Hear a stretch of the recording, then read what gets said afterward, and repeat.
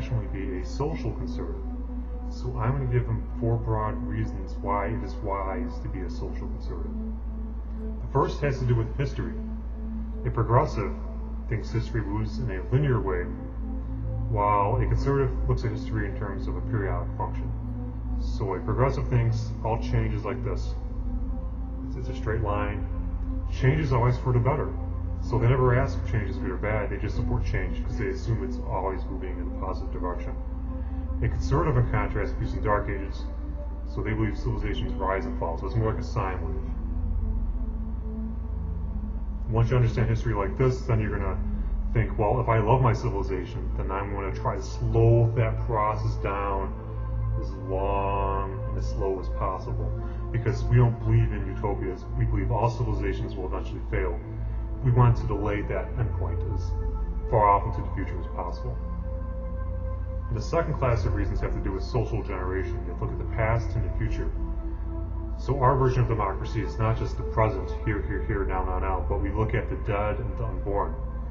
Because the civilization is more than just everything in the present. You have to think about how we get from the past to the future. And that happens through social reproduction, and the locus of that is the family. So if you delegitimize your families, or if you delegitimize the idea of a family, then you're not going to replenish your own civilization, which means another civilization which is producing their own future, they're going to be on the rise, you're going to be on the fall. This is what we observe in Europe today.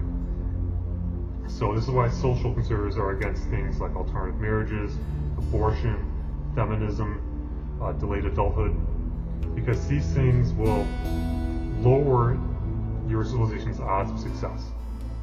Now someone might say, hey Jason, this sounds really Darwinian. Yes, it is Darwinian, and this I think is where my third class of reasons come in, and this is where Christianity and Darwin say the same thing. Now what they're saying is that all human beings are assholes. I'm an asshole, you're an asshole.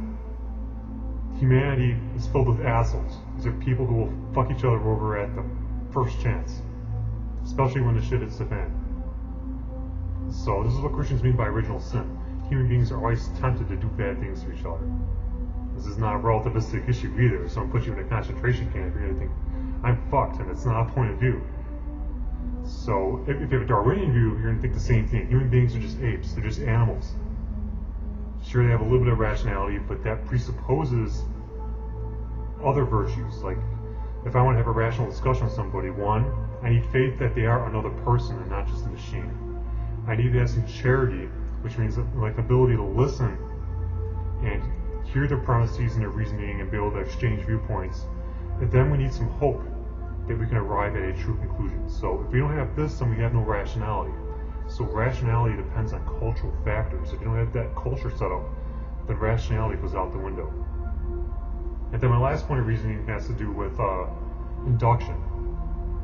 Now, not all truth is logical truth. A lot of truth can be arrived at in an inductive way.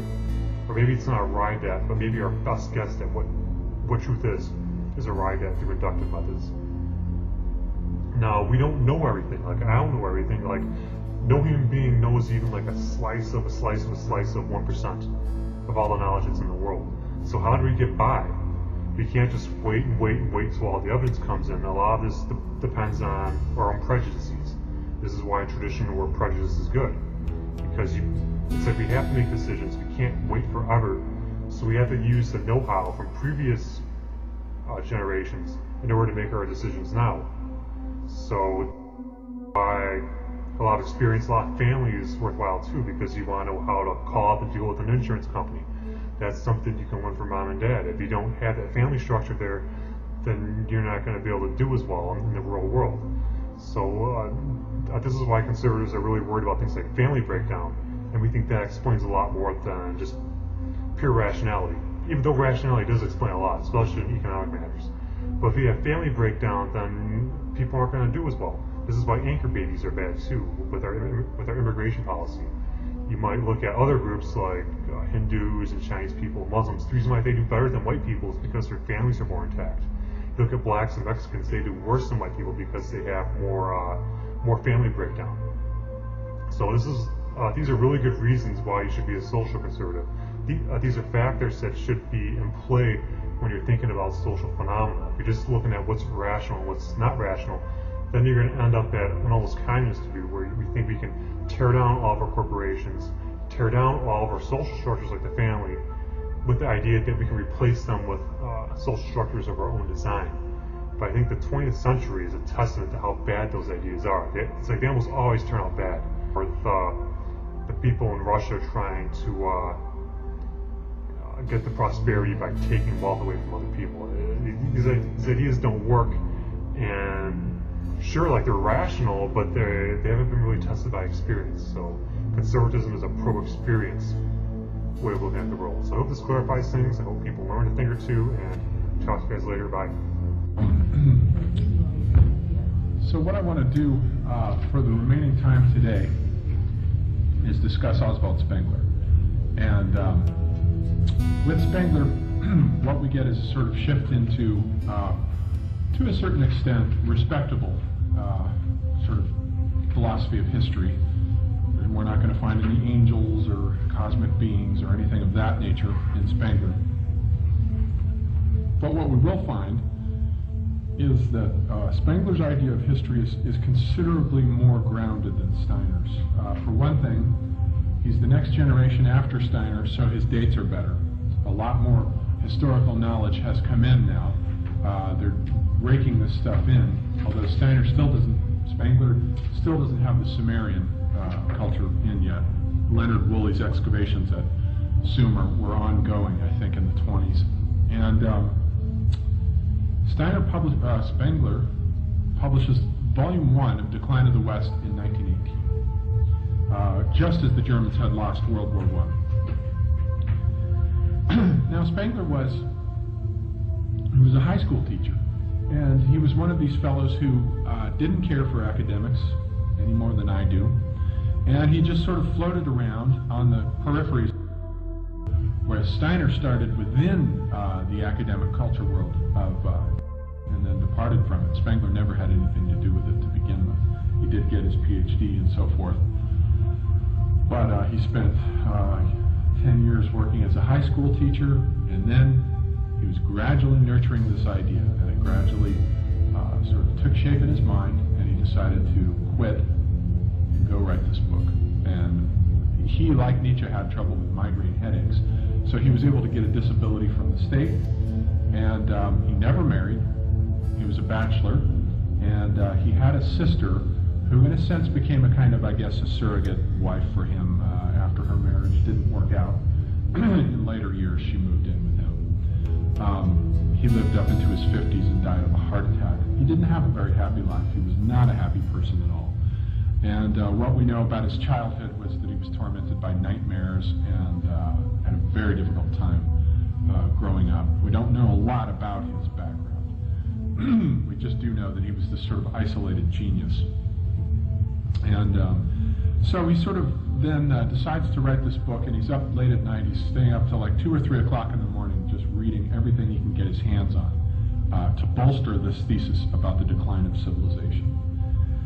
And he says, if you look at the first page of The Decline of the West, he says, my two greatest thinkers are Goethe and Nietzsche. So again, we're drawing from the same culture milieu that Steiner was drawing from.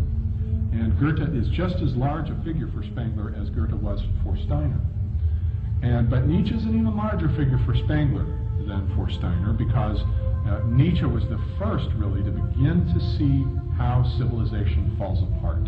He was the first to begin to see the way in which his first book is The Birth of Tragedy, Nietzsche's, which he publishes in 1872. And the thesis in that book was that Greek tragedy fell apart the moment that it sort of lost this wonderful balance between the Apollonian tension and the Dionysian tension. And the Apollonian, Apollo, is the god of restraint and the sun and light and reason and structure, clarity. Dionysus, on the other hand, is the god of wine, of madness, of drunken intoxication, of sexuality, the moons. So we have two radically opposed gods. But the way in which those tendencies work into Greek tragedy are such that the chorus represents the Dionysiac element, because the Greek chorus is the collective unconscious of the Greek people. And they're always the ones standing off to the side of the stage saying, we know what's going to happen. Here's what the hero's done wrong, blah, blah, blah. The hero himself represents the Apollonian element because he is the individual person who has been differentiated from the mass, and anything Dionysian is collective, anything Apollonian is individualized. So that and Greek tragedy emerged as this figure kept stepping. Originally these were just rituals, and these men would sort of wear these goat skins, hence tragos from the word goat, and they would do these sort of evocations of the life of the death of Dionysus. And the way in which the tragedy sort of spun itself into being was that this individual would step out from the chorus and begin to take on a role that gradually began to differentiate itself from the rest of the chorus, and the role would be, say, the individual would incarnate Dionysus or some other suffering god. And they would go through the whole process of him sort of being torn apart and put back together again. And then gradually this began to shape itself. A couple of pieces came in, and they started differentiating a second person. So once you got those two persons, and you got a dialogue going between them, now you've got the basis for drama. So you have this dialogue back and forth between two individuals in the chorus. That's the Apollonian over here, the Dionysian over here.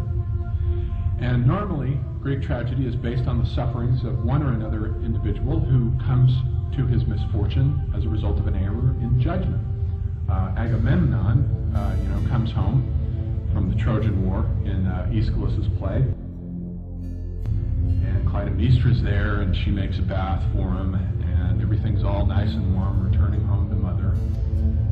And while he's in the bathtub, she pulls out a sword and plunges it into him, and that's it for him. And the way in which this is set up, though, is that Agamemnon sort of comes back from the war, and Aeschylus has him saying, well, I sure did great over there, and he's taking all this credit to his own ego instead of making references to the gods who helped him win the war. So that ego inflation is seen as part of the justification for his death. But the real reason, of course, why Clytemnestra has murdered him is because in the beginning, when the Trojan War was starting, none of the ships would sail. None of the gods would allow the ships to sail unless somebody made a sacrifice. Helen is the sister of Clytemnestra, and she's been abducted. They've got to go get her back. Well, Agamemnon steps forward and he says, I'll sacrifice my daughter. So he takes Iphigenia, takes her out, offers her to the gods. She's a sacrifice, and off the winds go. Well, Clytemnestra killed him for that reason, for sacrificing their daughter. Now, it turns out later there are variations where Iphigenia never did die and was left on the island, and we find out that she survived, and all these other variations of it. Yeah, very much so. But the point is that the beauty of Greek tragedy, at the moment when it was great, and Nietzsche says it was great with Aeschylus and Sophocles. And Aeschylus was the brilliant one, I believe, who introduced the second character so that you could have a dialogue between two individuals. And you never have in these classical tragedies more than two people on the stage at any one time. That's the sort of unwritten rule, other than the chorus.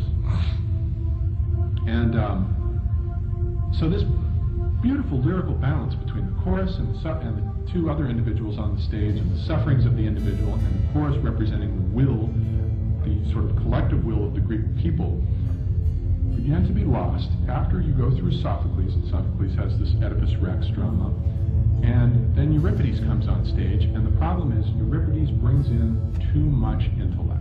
He steps onto the stage, and he begins rationalizing things. He's the first to sort of introduce the common man. He sort of brings in these common individuals, and instead of having this exalted, elevated characters who are walking archetypes, they become these